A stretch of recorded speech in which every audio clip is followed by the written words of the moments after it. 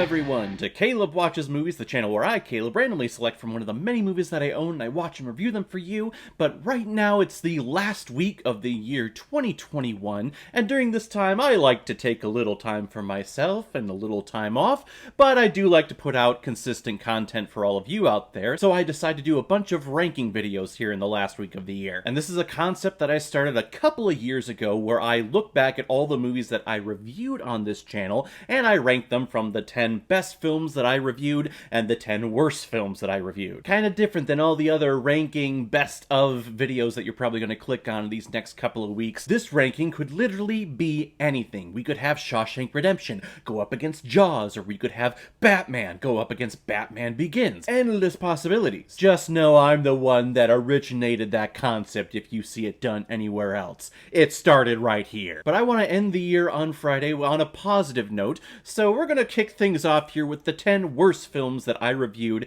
in 2021. Now, I have seen my fair share of bad films out there, but sometimes a movie is just so bad that it's amazing and you want to keep watching it. These films, though, were so bad that they got a very negative reaction out of me, to the point of hatred, where I just hated these movies and I wanted to throw them across the room. This is where I differentiate between the bad movies to the bad movies that I just wanted to strangle. So without further ado, here they are, the 10 worst movies that I reviewed in 2021. Kicking things off is an exception to the rule of I hated all of these movies, because this one was one of those films that was just so bad that it was amazing, but it was so bad that it does deserve to be on this list, and that's a little movie called Night Killer. It's a movie that is all over the place with the most magnificent overacting that I've ever seen on screen, and also a horror scary villain that is not scary in the least, and is trying to emulate Freddy Krueger with this terrible claw-like hand that he just fists you with. But it did give us just amazing lines and amazing performances that I can't stop thinking about this movie. I just want to go back and take a shot after every stupid thing that happens in the movie. That way I could just get plastered. It did give me my favorite line in all of film, and that is when the guy comes out of the bathroom after he was trying to assault the woman, and the woman made him disrobe all of his clothing, and he walks by the reception desk, and the guy at the reception desk says, "Hey man, what happened to all your clothes?" And he turns back around and has the amazing line, "I got molested in the little boy's room." And if you haven't watched my review of me just loving that moment, click the link in the comments, and if you still don't believe me, just take a look for yourself.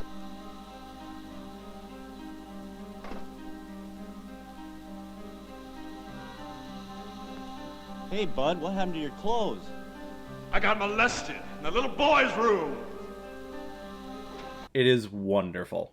So let's start talking about the movies that I absolutely hated and just got an anger emotion out of me, with number 9, Venom: Let There Be Carnage. It is one of the worst comic book superhero films that I have ever seen. Just period. And I have seen the 2015 reboot of Fantastic Four.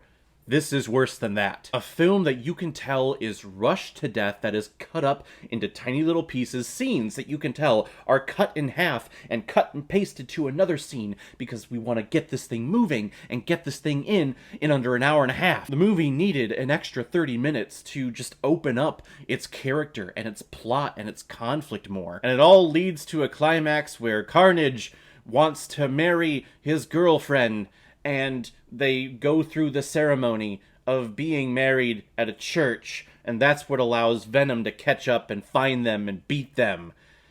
Why do you need to go through the fucking ceremony? It's one of the dumbest villain decisions that I have ever seen. Why is being married important? You're just gonna go terrorize and live abroad anyway. What's the big deal? The only reason why this film exists is for that post-credit scene, which is, okay, but it's not worth spending your hard-earned money to sit through an hour and a half of shit.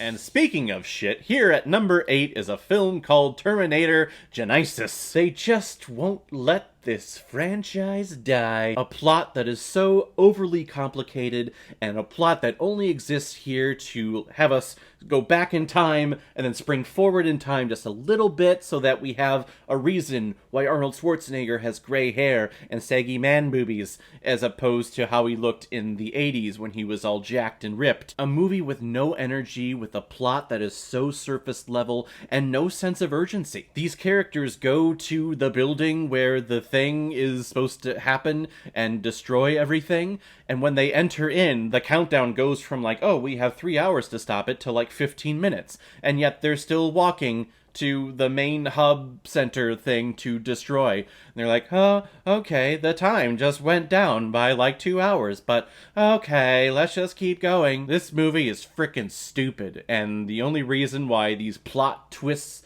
happen in here is because it's a plot and we need some twists so that the audience could go, whoa, what? Even though that did not happen at all. At number 7 is a screener that I received through gingernutsofhorror.com called Honeydew. And in the review, I believe I said something to the effect of honey doo doo, I don't want ever ever. Because this movie is about a couple that is trying to stay together, even though both of them are just pretty shit human beings, and they have car troubles, and they wander off into the woods and find kind of like a gingerbread house, even though it's not a gingerbread house, it's an actual house. But this sweet old grandmother comes to the front door, and anyone in their right mind can see that, oh, something is up and wrong and off about this person. But yeah, sure, we'll stay here the night. Why not? Come to find out, they just slowly eat you over the course of your life and breed you. Because that's weird, and that's creepy, and that's funky. And that's why this movie exists. It's just to be weird, and make you go, ooh, see? Weird shit, audience. Doesn't that make you feel weird? That's the only reason this movie is here, and I frickin' hated it. At number 6 is another screener I received from gingernutsofhorror.com. Unfortunately, a lot of the top 10 worst films that I watched this year were screeners that I got through that website. It's a great website, though, that you can go to see a bunch of things, horror-related books and films and TV shows. Great people over there. It's just the screeners that all of these studios are sending through them and sending over to me, they just were not good. And Red Latex is one of them. A movie about a man who is leaving his wife and his family and his whole life to go live with a dominatrix who he fell in love with on the internet. Which sounds like an intriguing plot. There could be some good old dialogue in there and some drama in there. But the way the movie is shot, it seems like it was just shot in someone's dorm room, going back and forth from the family's apartment that they all live in, and then this big mansion that the dominatrix lives in. And, like, the brother is commuting each family member out to the mansion from this place in one night to convince this guy, no, come back. And I'm like, how far is their apartment from this mansion that it's just like, oh, it's an escape now, I'm over here? What? And it all turns out that this is one big master plan for the dominatrix to have this man kill her so that he can be free and be with his family, even though there is no way that she could figure that out. And even if she did figure that out of how to manipulate him to kill her, why does she want to die? It's trying to be more clever than what it actually is, and it is not good. At number 5 is a film that came out, I believe, in 2012, but just hit the airways in the United Kingdom. A movie over there called Skin Collector, but over here in the United States it was called Shiver. A movie about a serial killer who goes around to all of these women that he picks up and murders them. Except this one woman who is able to escape, and because she escaped, the tagline of the movie is, "Ha, this guy has met his match." No, he didn't. She just fled and escaped him. She doesn't want to go around killing other people. I felt like this movie was a rejected Law & Order SVU script that they were writing, and then halfway through the producer's like, no, we're not doing this one, I'm not interested. And then someone kept the script and was like, hey, let's make this into a movie and it'll make me money. One of the worst car chase scenes I have ever seen, where the cars literally do not touch, but the sound effects would definitely tell you otherwise. I believe I put it out there for the United Kingdom that, hey, you just got it streaming on all of your streaming services. If you don't want it, please feel free to contact me and we'll return it for you, free of charge. At number 4 is a film that I picked up at a DVD resale shop, really because there was this one adult actress on the cover. Yes, I am comfortable enough with myself to admit that.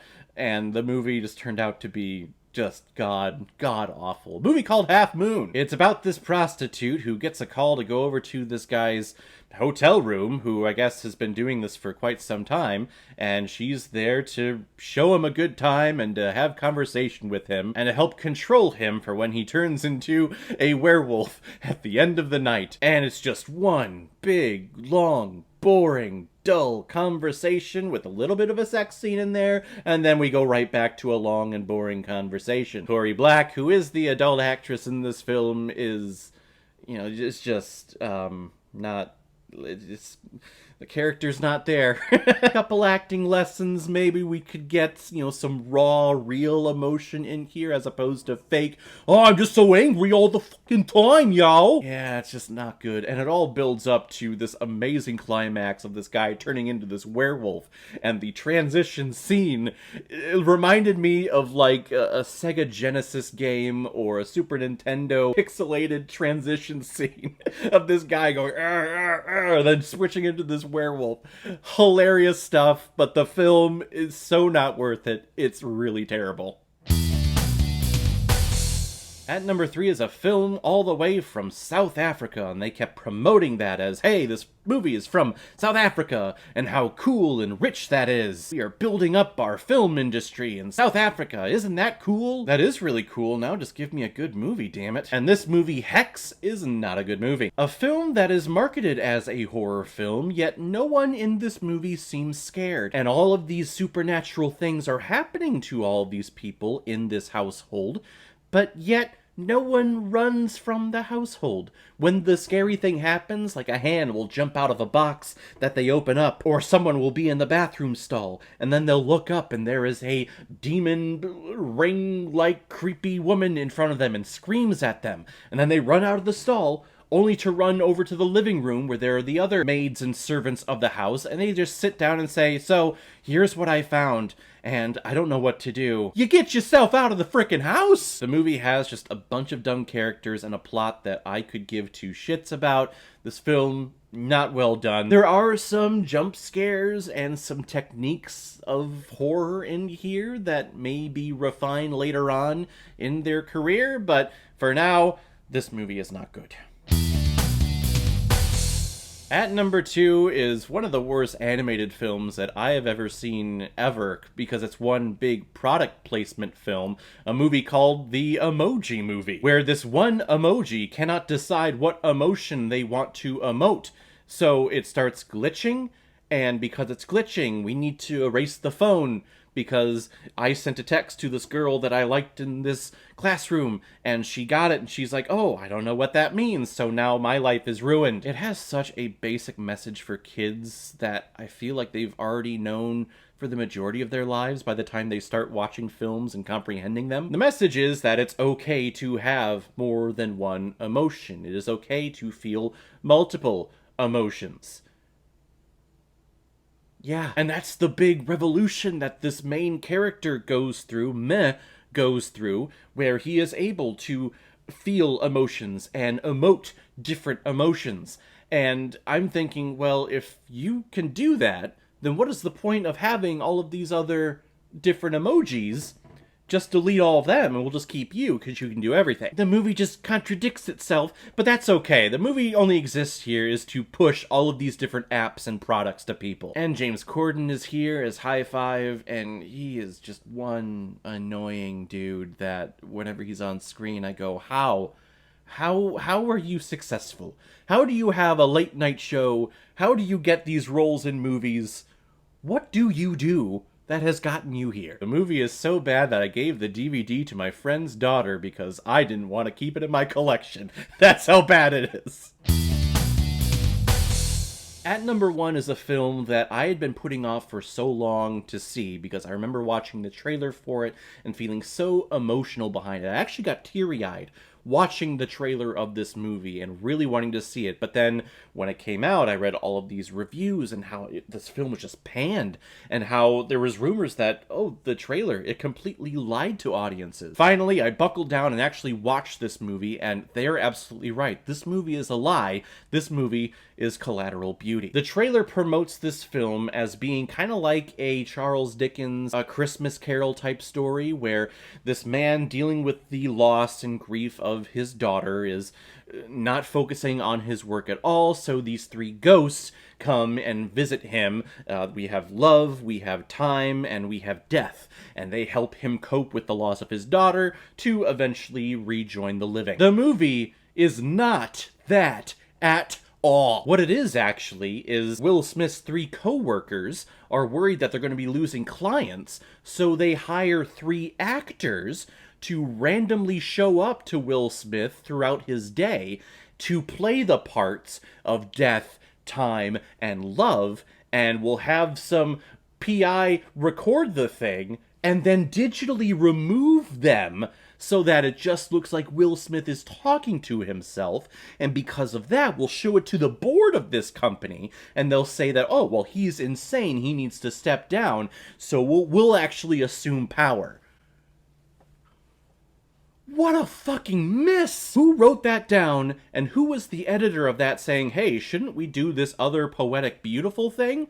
And they were like, no, we need to do this basically lying technique story here, and that'll be Oscar Beatty worthy. The reason why it's number 1 is not only did I get a hateful response from it, but I have never been so disappointed from what was promised to me by a film. There have been twists, there have been character things in films that have revealed themselves, and I go, oh, okay, I didn't see that coming, I wouldn't have made that choice, but okay. Here, though, the trailer got me emotional. I cried watching that trailer, and I still think the trailer is beautiful. If I could erase my memory and erase the capability of me ever watching the actual movie and just watching the trailer, I would, because the trailer is well done. The only aspect of this film that is redeemable in any way is Will Smith. He puts in 200% of himself, and he goes to emotional places that not many actors can get to, and the pain, the sorrow that you see from him, you feel it, and I felt it in those scenes. And then only for those scenes to end for us to go to Edward Norton and Kate Winslet doing all of this bullshit lying stuff is so freaking frustrating. Collateral Beauty is the worst film that I have reviewed and seen this year, and I never want to see it again.